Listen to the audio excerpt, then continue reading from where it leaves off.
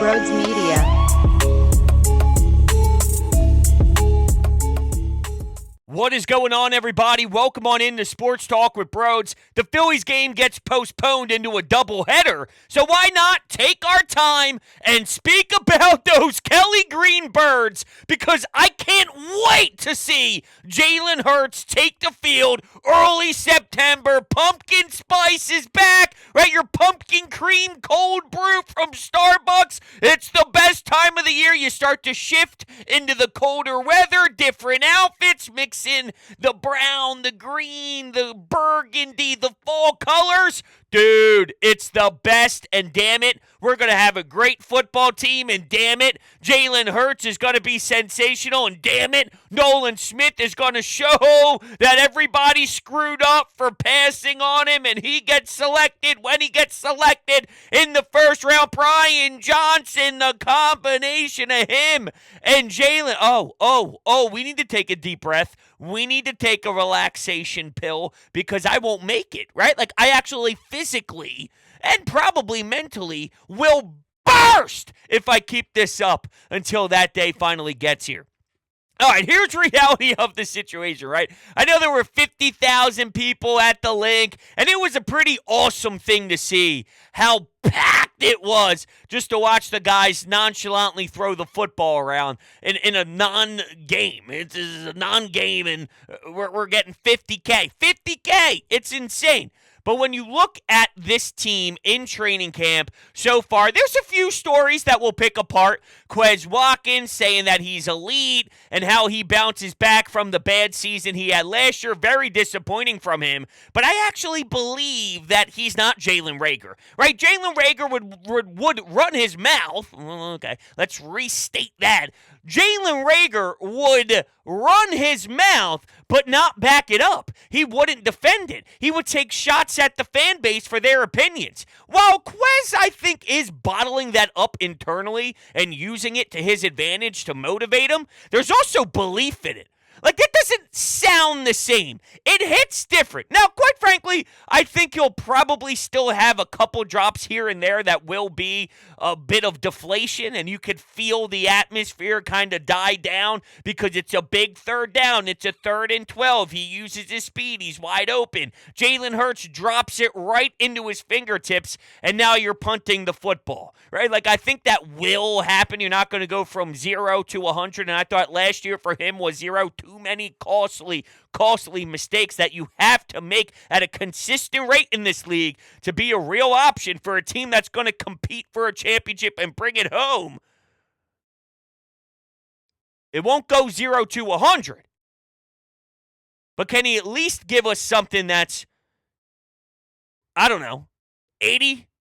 If we're using that 0 to 100? Being a third option behind A.J. Brown, and that relationship is growing big time. All we hear from everyone who's there, who covers the team, when they're at their open practice, or excuse me, not the open practice, when they're at their normal practices at the NovaCare complex, Jalen Hurts, accurate again, Jalen Hurts, beautiful pass over the middle, hits his receiver in stride, leads him right out of bounds. Now you're moving the chains like it's just efficient after efficient after efficient after efficient. In years past, you would see Jalen, you'd see flashes of his ceiling, and you'd see great plays within an entire practice, but there was also some bad throws and bad decisions and probably leaving the pocket too early. Now it's success nonstop, and it's boring, and it's just let me clock in, let me clock out. I'm going to make all the plays I need to. Like, think about where we were with Carson Wentz at one point. It's like, well, the receiver had to look behind him, and it was hard because he had to turn his body. All that stuff, it's cleaned up. It's greatness. It's where the ball has to go on perfect timing all day long. And I'm not saying that Jalen Hurts is Tom Brady by any means. Tom Brady is one of one. We won't ever see that again. We'll see great quarterbacks, but it'll be different. Aaron Rodgers isn't Tom Brady. Aaron Rodgers is great. There's a lot of examples of that. We won't see Tom Brady. But I wonder, when you were a Patriots fan in the prime of his career with Bill Belichick. And it was time for camp, and it's early August, and the football juices are flowing. What did you think about winning the championship, of course? But in regards to camp, you're not studying Tom Brady throws. You're not getting any information, anything new from Tom Brady. You know he's one of the best to ever live. He's one of the best to ever lace up his cleats. Nothing is going to change your mind. It's just about them getting comfortable again under center and being focused on the season, setting the tone, sending a certain message. That's what I think I'm doing with Jalen now, and I'm processing that that's going to be the norm, right? I know this is the first real training camp of us really digesting it to, wow, Jalen Hurts is special. But I'm now preparing myself for every August that happens in my lifetime that Jalen Hurts is your starting quarterback. Hit him in stride. Get going with your offensive line, communication. Get out all the kinks, iron out all those little details that you always have issues with when you start a new season. But it's Jalen being Jalen as he gets labeled number 3 in the NFL by all of his peers. I'm not going to run with that and make it some massive thing. I think it's cool that the league recognized him, but that doesn't surprise me. Everyone with 2 eyeballs who watched last year's season knows that Jalen Hurts is capable of being a monster because he took a team to the Super Bowl and had a lead at half. The problem is someone who was so incredible at not turning the ball over had a costly turnover. I love the fact that he handled the next series and the next drive with a beautiful sequence and answers. It's just so out of character for him. But we saw what he did. We know what Jalen Hurts is. He's an awesome QB. He's the guy who I want leading the charge. All right, so I brought up what August is about, right? What training camp is all about. And you want to set a tone. You want to set a message. And I heard an interesting debate that I would like to chime in on. Forget where I heard it, though. I don't remember, so I apologize. But it was about how obsessed the Eagles are with last year's Super Bowl. And is it too much? Can you bottle that up too much? Is there even a level that you can get to where it's unhealthy? I don't know. Jalen Hurts has the background of him walking off the field with the ceremony falling. That's what I was going to say. The confetti falling from the sky, and that burns deep inside. And this isn't the first time we'll see something that Jalen Hurts grasps. Everything from Alabama, everything from college. He can claim all he wants that he doesn't listen to the outside noise, rat poison. He took that from Nick Saban. They taught him and they were teaching him the typical the typical protocols. No, I'm sorry. I apologize. The typical protocols that a QB would go through in his head when getting asked media questions. It's like, okay, give the standard, give the basic, give the cliche. They wire their brains differently, and that's all Jalen Hurts says. At the end of the day, though, you can tell how much that he remembers all those things that were said. He'll never forget about it. Can you obsess over the Super Bowl loss too much? Okay, here's an example of this. When Nick Sirianni was chewing out Jalen Hurts, and when you had some pre-snap penalties, or you didn't do something as smooth as you would like during these training camp practices, he would scream that this is going to be the reason why we don't win the Super Bowl.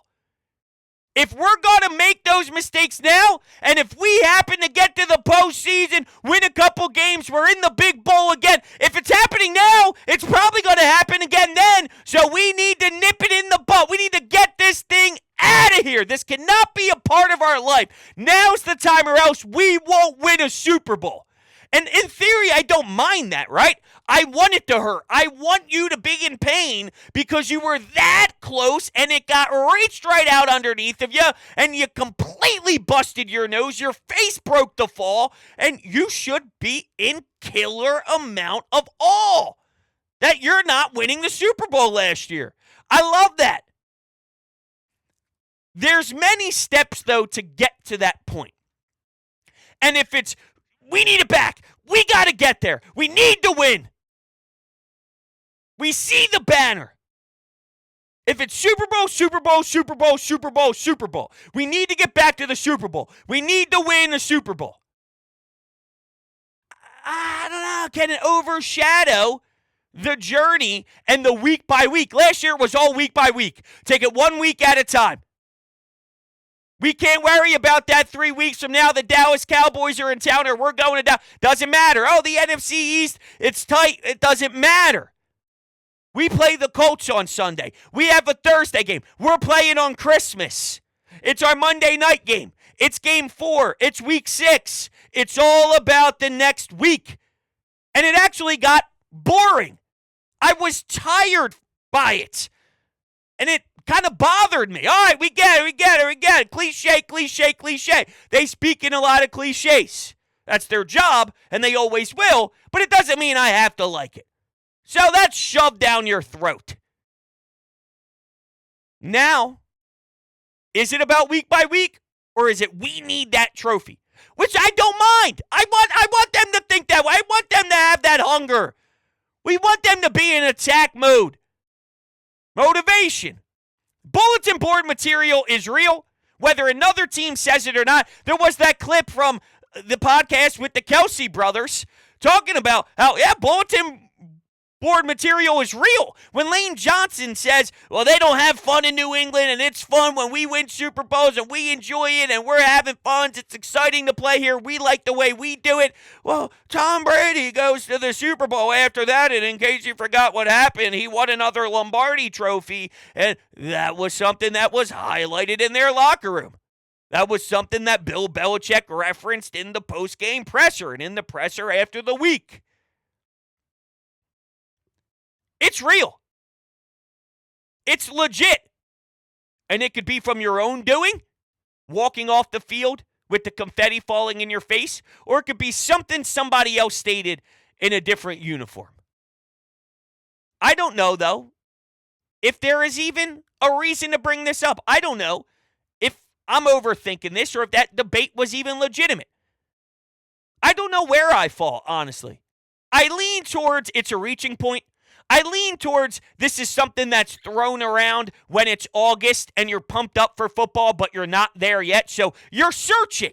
Let's go back to the Patriots. Do you think people who followed the Patriots then and loved them every single year would really use a magnifying glass to study every small minor detail? Can they lose this way? What's going to hurt them? What'll be, that kryptonite? Maybe because everything else is so perfect and you have the best quarterback to ever live. It's okay, we know we're going to win, but if we are going to lose, this is why. I don't know. That's the name of this segment, by the way. With Jalen Hurts and with this team, are we looking for reasons to lose instead of embracing what they're going to be, which is a great, phenomenal football team? So stop focusing too much on the side stories and the side topics with them outside of roster. We could touch on right guard. They called it a competition to start. Not so much. Tyler Steen getting bounced around a bit, which makes a lot of sense. Cam Jurgens taking the bull by the horn. I'm not surprised at all. I thought that he would get the job. He's a specimen. This offensive line won't skip a beat. And there's a lot of good running backs that are going to see some huge gaps and annihilate them. DeAndre Swift in the passing game gives them an element that they have not seen before. And maybe that plays a role in the new version of Jalen Hurts. And when I say the new version of Jalen Hurts, is there something to be said about Howie Roseman giving him a ton of money and they need to keep this thing in perfect condition, or they don't want to run it into the ground? So instead of taking off and using your legs, if we can get DeAndre Swift in the passing game as a check down, as a late option, we couldn't with Miles Sanders. We couldn't as much as we wanted to in the whole flow of our offense. Now we can. So not only is there actually going to be plays where he's your number one option, let's see if we can expose something on the defense by utilizing him, getting him out, going in motion, however you create that. Hold on a second. Jalen's got the ball. Here's DeAndre Swift on the wheel route, wide open, 40 yards downfield. Hey, touchdown, Eagles. And then you start hearing, dum, dum, dum, dum, fly, Eagles, fly. Oh, calm down. We have too many weeks. I know. This offense with Jalen, I want him to keep going with that threat of being a dual threat quarterback. Can you limit a little bit of some of those shots? Smart QB sees it coming. He doesn't get drilled very often.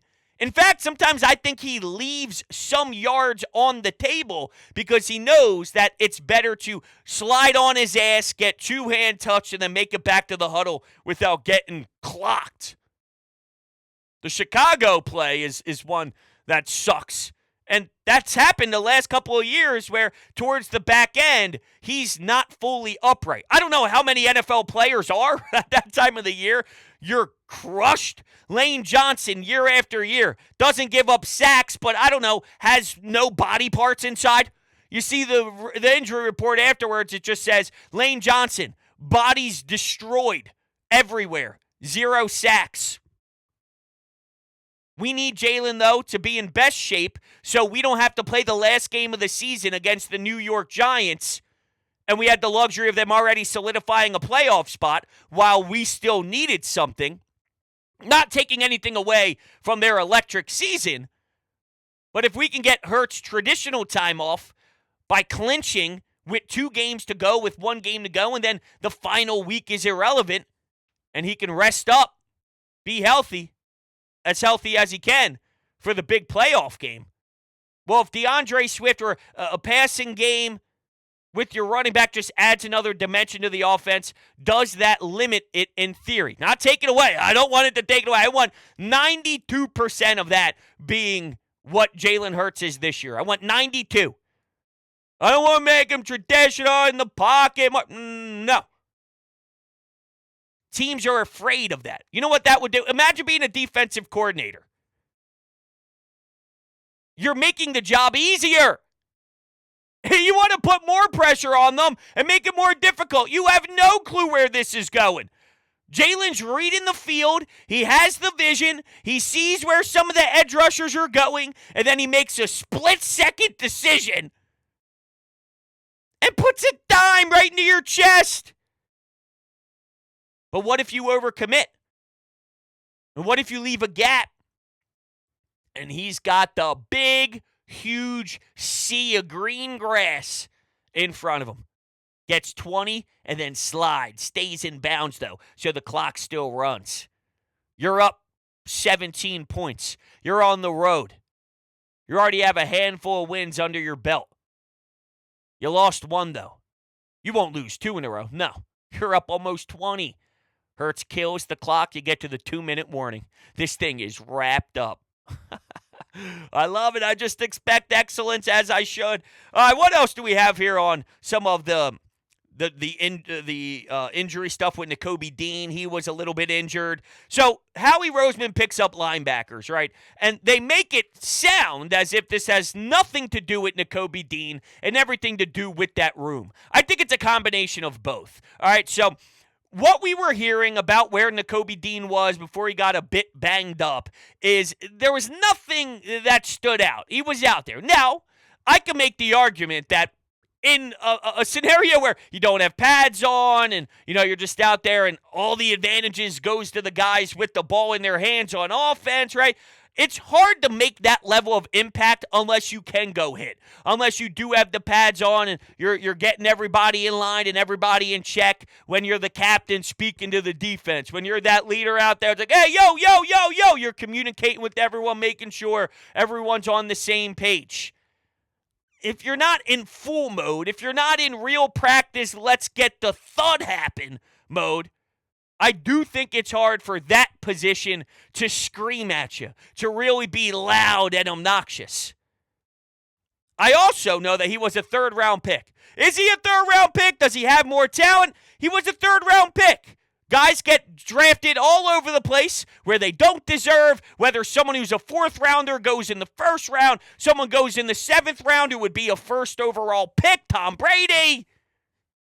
Happens all the time. So it shouldn't really tell a full story on someone, especially this early where we know his pedigree. We know he was a championship caliber NCAA dude. Championship pedigree.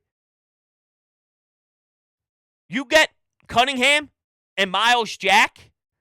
It not only tells you what they know about Morrow, what they know about Ellis, what they know about Sean Bradley. They're not convinced any of them can step up. Nakobe Dean is probably underwhelming them a little. Doesn't mean he stinks. Doesn't mean he's a bum. I wonder if they looked at what TJ Edwards brought and what Kaiser White brought. And last year, they were important for you. You don't plug in the Nate Garys of the world anymore. Both of them were able to get a nice bag and live off of their next step because how they were electric here in Philly. They go, uh-oh. We need help. We need bodies. We need professionals. They're not game wreckers. I know Miles Jack has a name that typically pops. Started a lot of games in this league, but there's a reason why he was available. Teams aren't reaching out nonstop wanting him badly. It's August 7th. They just snagged him. They can at least, though, have some comfortability with someone who's been in this league, started for a while. It tells me more, though, than just Morrow. It tells me more than just some of the other names that aren't Nakobe Dean, no matter what Nick Sirianni says. There's healthy competition now. Maybe that's something that he does use. If you're Nakobe Dean, hey, all right, I see what you said. I got it. I heard loud and clear. And then balls out. I know that they're laughing, though, at this linebacking core. Jalen Hurts, this offense, because they know they could pick it apart, and so do other teams. And Howie Roseman made it clear about more than just some of the no-names, some of the flyers. This is about Nakobe Dean, too. We like him. We love him.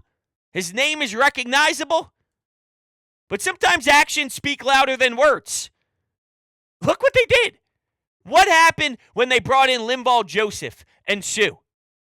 It changed a lot, for sure. Why did they do it? Because Fletcher Cox wasn't succeeding. Because they were getting shredded in the run game. They did it because they didn't have the answers before.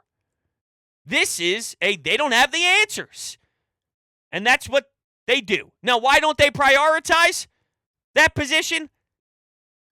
They would rather have studs elsewhere. A.J. Brown, Devontae Smith, Nolan Smith, Jalen Carter, and these were just selected and contracts are different. But if you want to have all that level of talent, pay some, and be able to use the cap space properly, one of your positions need to take a back seat, okay? They choose it to be the linebackers, and I don't have a reason to be angry with that, considering this has been phenomenal, these last few rosters. If that's where they have to take more dart shots and more shots at the dartboard, and sometimes close your eyes and throw it around, so be it. No longer Davion Taylor. I also think they made adjustments in that, though. Before, it would be garbage, young, safety-looking dudes that just, in theory, fly around out there in coverage. It was not generating life. Tight ends would feast off of you. Every single week, there's a graphic on how much the Eagles are getting crucified in the passing game by the other team's tight end. They would slip off the line of scrimmage, wide open within seconds. There was nothing you could do about it. Kaiser White and TJ Edwards, that's not the same as Nate Gerry. Who was the other guy? I guess he played more safety under Jim Schwartz. It was Zandejo. Puts his shoulder down and looks for you in a Scott Stevens type way. Sounds like Sidney Brown is a different version of that. Different, though. It's not exactly the same as Nate Gerry. I don't know why I just linked those two together. But they made adjustments, even though they still don't prioritize linebackers maybe as much as some fans would like. How can you argue against their domination with what they've looked at as their philosophy? I don't know. All right, that's where we're at right now with your Philadelphia Eagles. I really hope you guys appreciate the show tonight. And I love you. You're great people. You're phenomenal. We'll be talking very soon.